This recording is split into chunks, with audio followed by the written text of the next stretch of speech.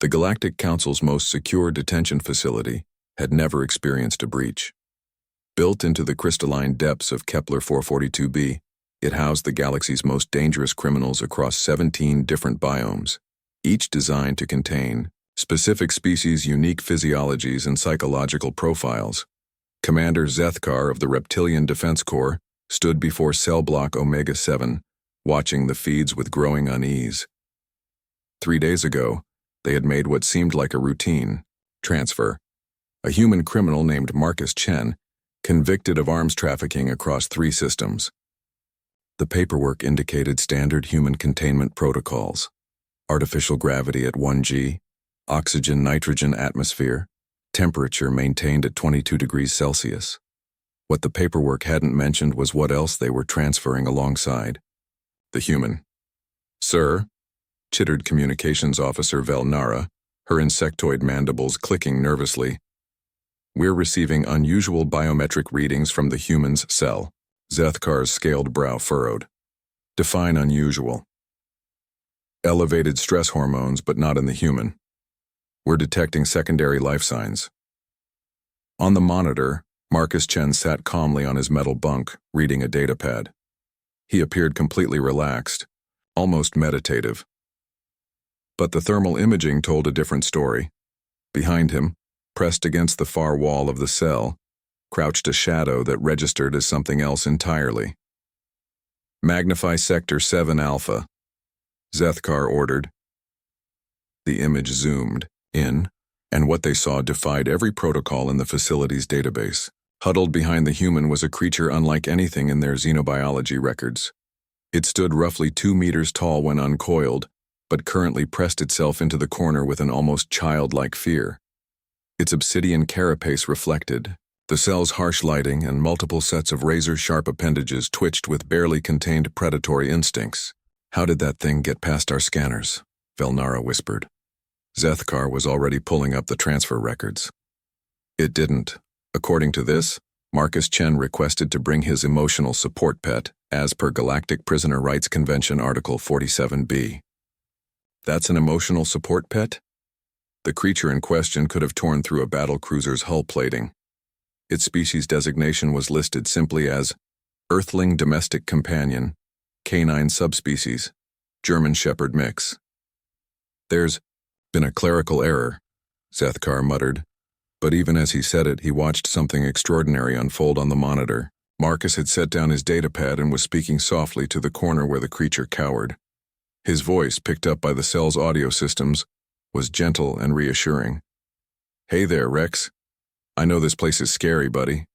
New smells, strange, lights, but you're safe with me, okay?" The creature, Rex, slowly began to unfurl from its defensive position. As it did, Zethkar realized that what he had initially mistaken for predatory appendages were actually 4 legs, and what he had thought was a carapace was fur, matted and dulled by the stress of transport and confinement. It's just afraid," Velnara observed, her voice filled with wonder. Marcus extended his hand slowly and Rex approached with cautious steps. When the animal finally reached him, it pressed its massive head against the human's chest, and Marcus wrapped his arms around it protectively. "That's my brave boy," Marcus whispered. "We'll get through this together, just like always." Zethkar felt a chill run down his spine as he began to understand what they were witnessing. In the 3 days since their arrival, every other prisoner in Omega Block had been reporting nightmares, unexplained anxiety, and a persistent feeling of being watched by an apex predator. The facility's automated systems had detected elevated stress levels across the entire wing.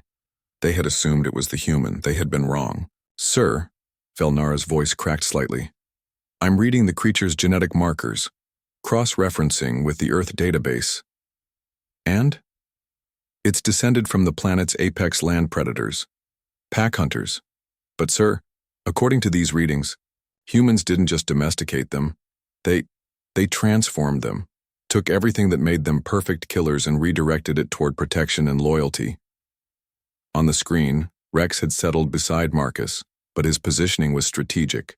Every few seconds his head would turn toward the cell door, ears pricked, alert. guarding.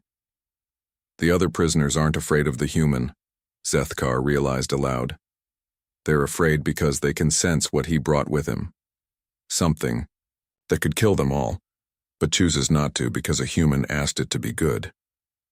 The implications were staggering. Here was a species capable of inspiring such absolute loyalty in a natural-born predator that the creature would suppress every hunting instinct, every territorial impulse, simply to provide comfort to its chosen human in a place of fear and isolation.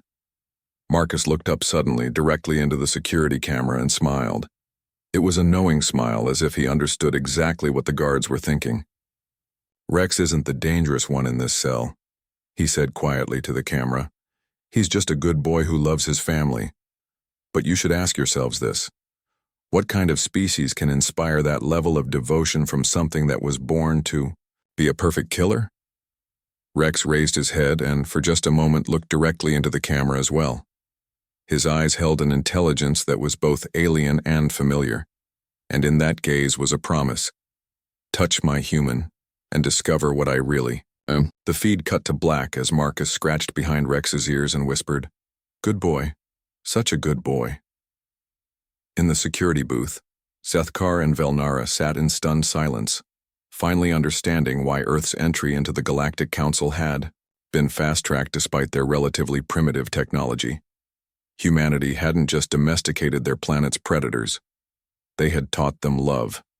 And that, more than any weapon, made them the most dangerous species in the galaxy.